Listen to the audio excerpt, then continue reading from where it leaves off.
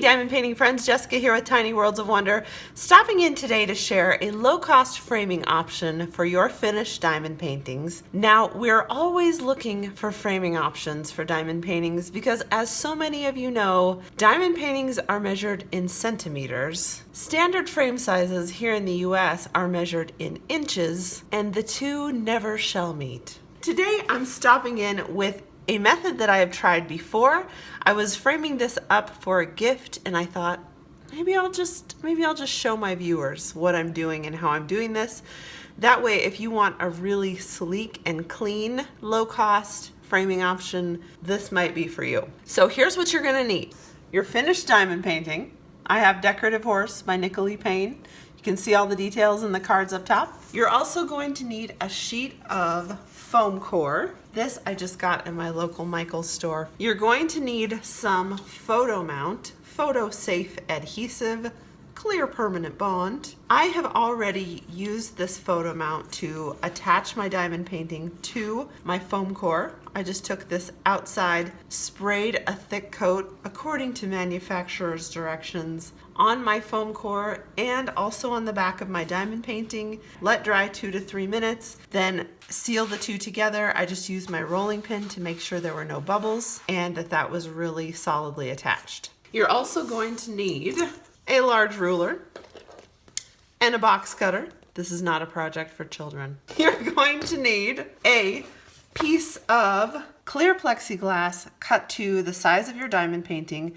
My local hardware store cuts these acrylic sheets. This is 0.1 inches. This looks kind of cloudy because it comes with a plastic cover on both sides. You're also going to need a piece of hardboard cut to your diamond painting size, and this one is just from Home Depot. I had them cut it for me, again to the closest inch size that I could get to this 40 by 50. You do want to measure your diamond painting pretty accurately, you know, really accurately. This is an 1/8 inch thick. It came in a 2 by 4 square, and I've actually framed several diamond paintings with this piece of hardboard. I'm going to use the shiny side facing outward and the kind of more ridged side on the inside.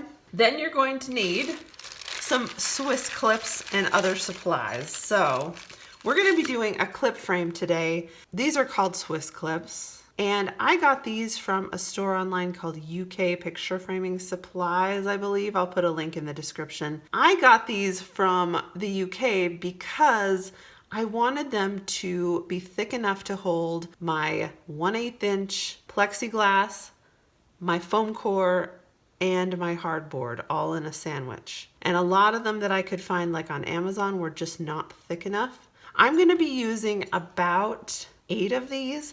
I probably could get away with using just 4 of them, but I like to make sure that my edges are pretty tightly clamped. Then we're gonna need something to hang this with. So I just have some D-clips that I can attach to the back of my hardboard. And then these are little screws that you can pound open. So all of that came from the same shop. I'll make sure I link all 3 of those bits. And then you're also gonna need just some regular hanging wire from your hardware store and a drill, okay? But we'll get to that later. So my first step, of course, was mounting my diamond painting with my photo mount to the foam core. My next step is going to be to cut around the edges with my box cutter, okay? So I have my quilting mat here. You're gonna need something to protect your surface, of course. So I'm gonna align this with the edge of my diamonds as well as I can, and we're gonna go for it here.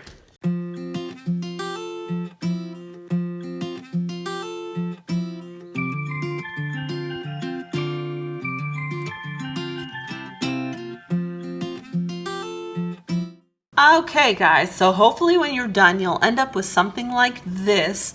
My process did evolve a bit, as you probably saw over the course of that video. I started off with the box cutter, but it was really dull, so I was not having tons of success. So I just grabbed my X-Acto knife, and then you could see that I actually didn't even use the ruler to trim along the diamonds there, and then remove the canvas first. Then I used my ruler to cut the straight edge through the foam core because I want a nice clean edge. I don't know if you guys can really see that or not. Because that edge is going to be visible, I want it to look really nice. And so that was the process. And then I just took a tiny bit of sandpaper, fine sandpaper, and just smoothed off any spots where I had some imperfections. What I'm going to do next is clean up my canvas because I did get some dust everywhere.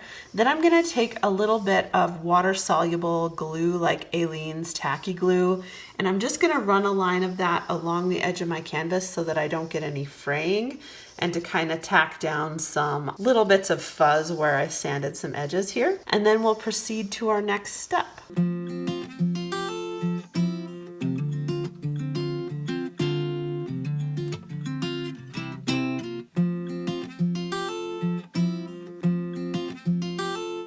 All right, my next step is going to be to install my hanging hardware on the back of my hardboard. So what I'm going to do here is decide where I want my hangers to go. So these are the D-rings, the little split nails that go through the back side. I'm going to try to use my ruler to get them evenly spaced. And I'm going to go on the upper half of the picture because that seems to be where most hanging hardware goes, and then rather close to the top edge.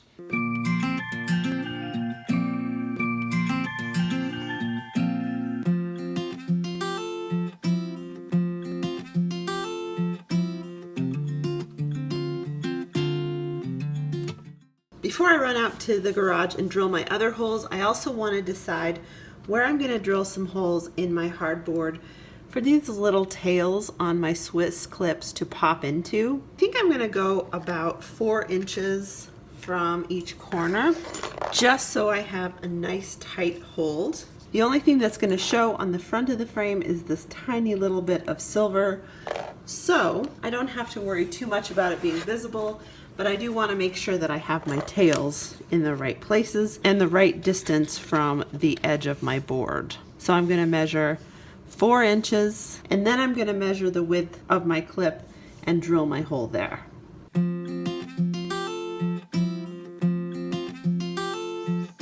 Okay guys, I've drilled all my holes. I went ahead and attached my hardware to the back and then pounded those split nails in half. So those are attached and ready to go. And I'm pretty much ready to assemble my diamond painting sandwich now. So I have cleaned my diamond painting thoroughly. I'm gonna layer that on top of the inside of my hardboard. And then I'm just gonna use some gloves so that I don't get fingerprints all over the inside of my plexiglass when I peel that plastic off. Might need to just get an edge started here. Without my glove, this is a fun project because it's relatively easy, but you also get to play with power tools.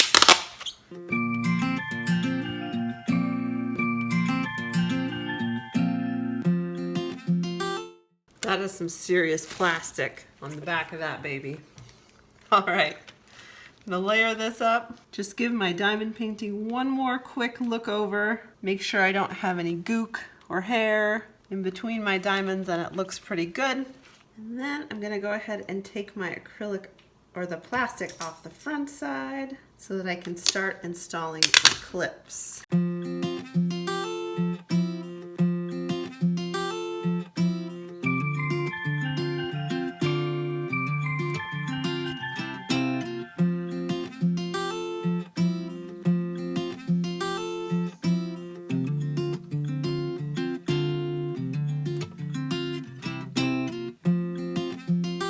All right, here's the best way I've found to do this. So go over the top first, get your plexiglass, and then kind of pop the tail end of your Swiss clip into the back of the frame.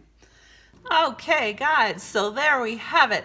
A really clean, moderately easy way to frame your diamond paintings of odd sizes. Now I will say this project is easy, but there are a few pitfalls to avoid.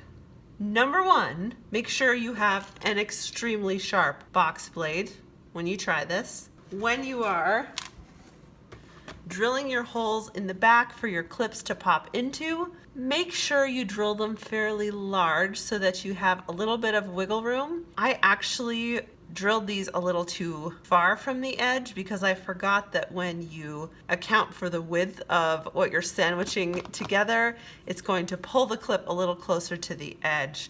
So making some test holes and some adjustments is to be expected. The last step I have to wrap this up is just to run my framing wire through my loops across the top here. But other than that, this puppy is all framed up and ready to gift.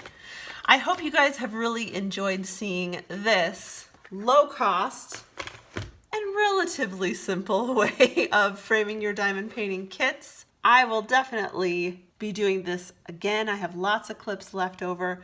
The whole project in total cost less than $30, and for a custom framing that's pretty polished looking, I think that's a really good price. So I hope you've enjoyed seeing my steps on this. As always, spread some joy wherever you are, and I'll catch you next time. Bye.